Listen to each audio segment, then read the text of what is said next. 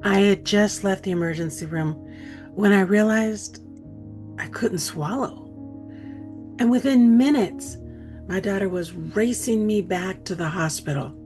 My throat was closing and I was struggling to breathe. But while everyone around me was moving urgently, I felt something I couldn't explain. Peace.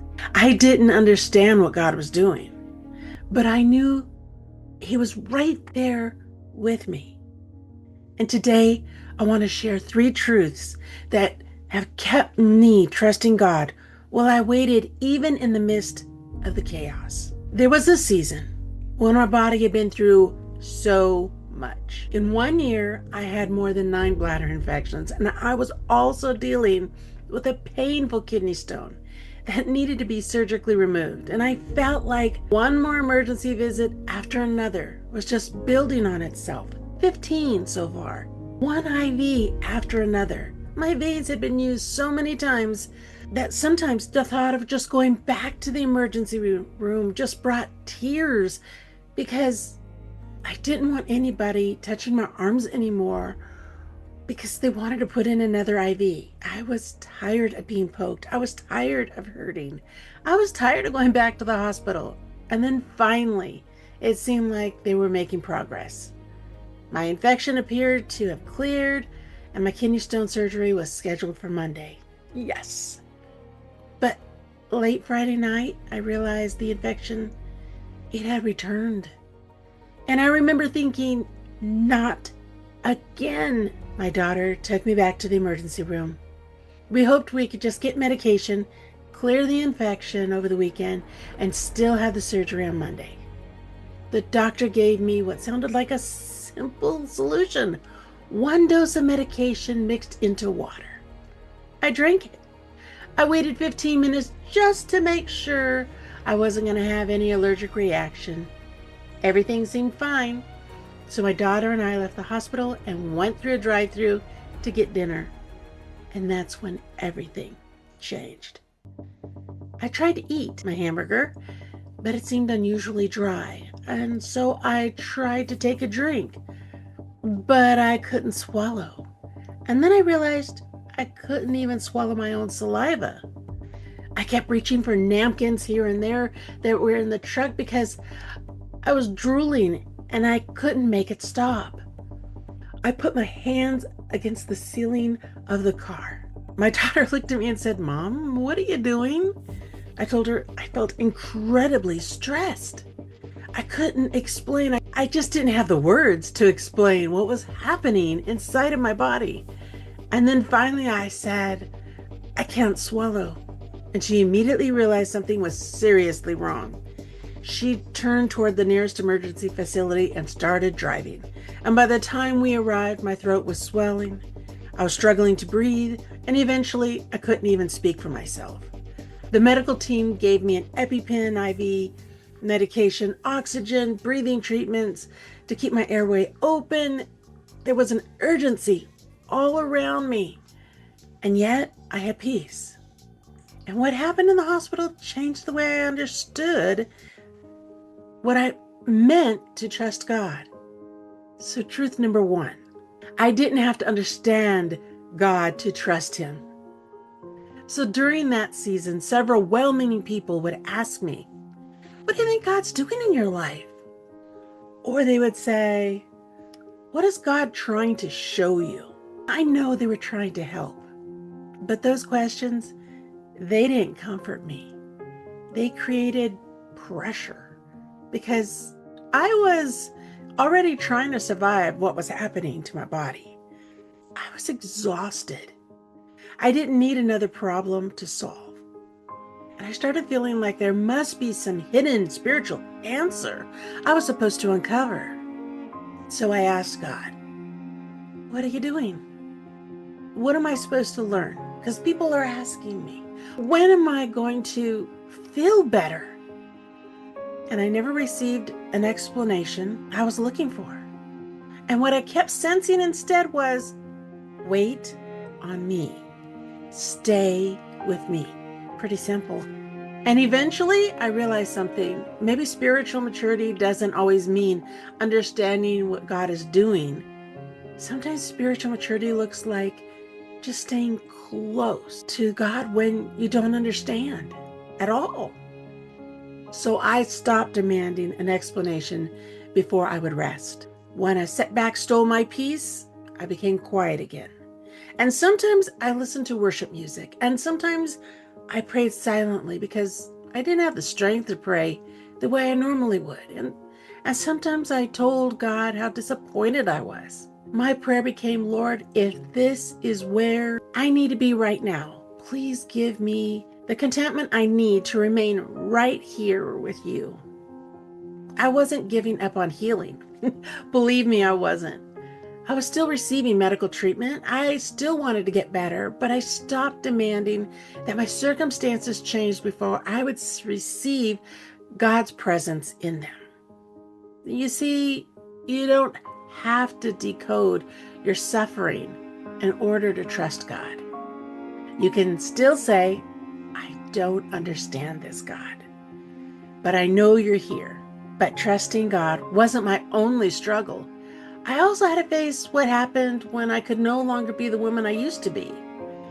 So truth number 2, faithfulness can look different in the hard season. Before my health declined, I was accustomed to doing things, and I took care of my home. I cooked, I cleaned, I helped my family, I worked on ministry, and then suddenly, I couldn't. I began measuring myself by everything I no longer could accomplish. But slowly, my definition of faithfulness started changing. Brushing my teeth was an accomplishment. Taking a shower was an accomplishment.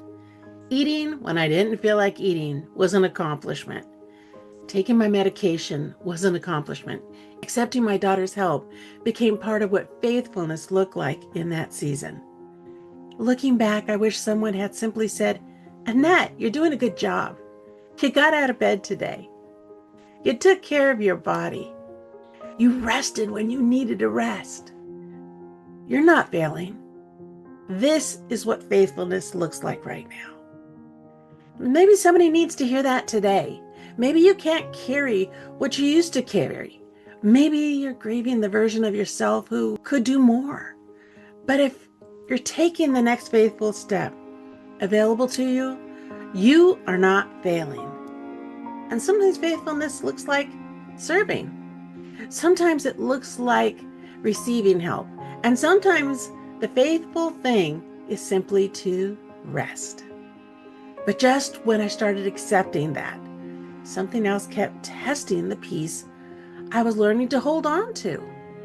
Truth number 3, starting again isn't always starting over. So every time I thought we were finally making progress, something seemed to knock us down, or what I would call knock us backward. The infections would return, medications would fail, I kept having allergic reactions, new medical questions surfaced, and I kept thinking, not again. And sometimes the tears just came, but I had to stop treating every tear as evidence that I was losing my faith. I was disappointed, I was exhausted, I was hurting, and crying didn't mean I stopped trusting God. It meant I was human. And the hardest part was feeling as though every setback had erased all the progress that we'd made. But my daughter would remind me, Mom, not everything has been lost. And she was right. We knew which medications hadn't worked.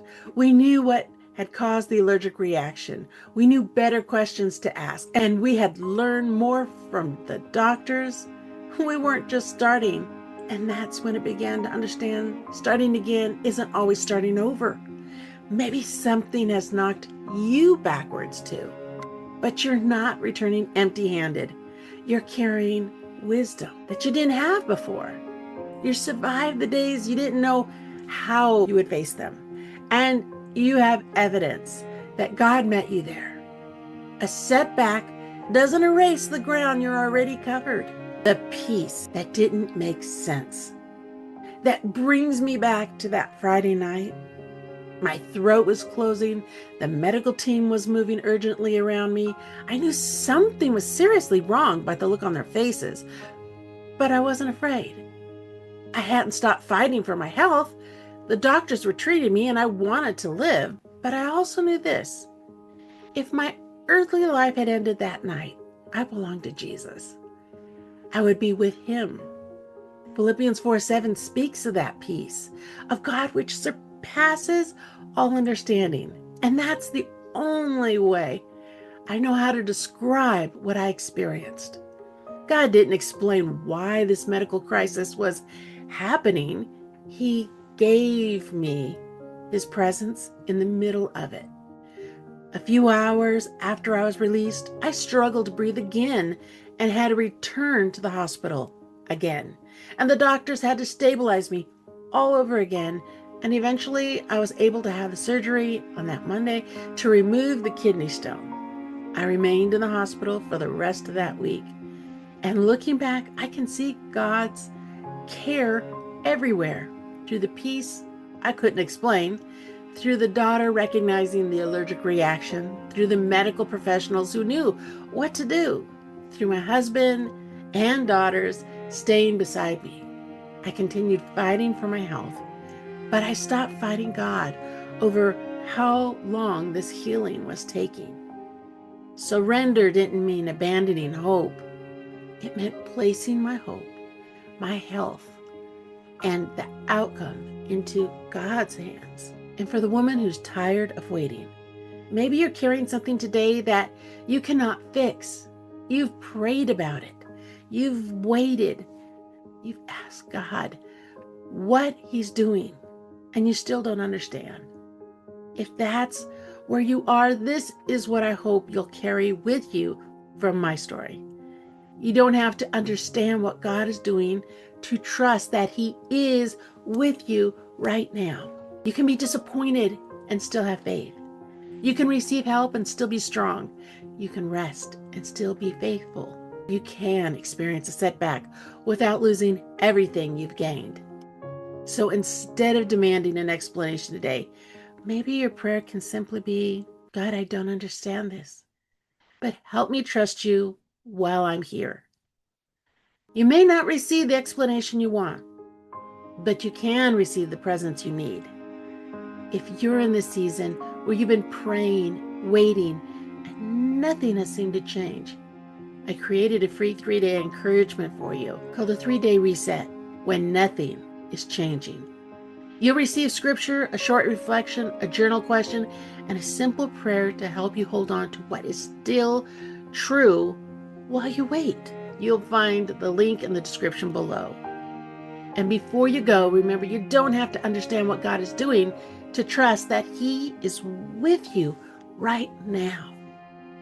I still can't explain everything that happened during that season, but I could tell you this: God was with me, and his peace met me where my understanding just ended. Replace the lie with God's truth, and remember, your story isn't over.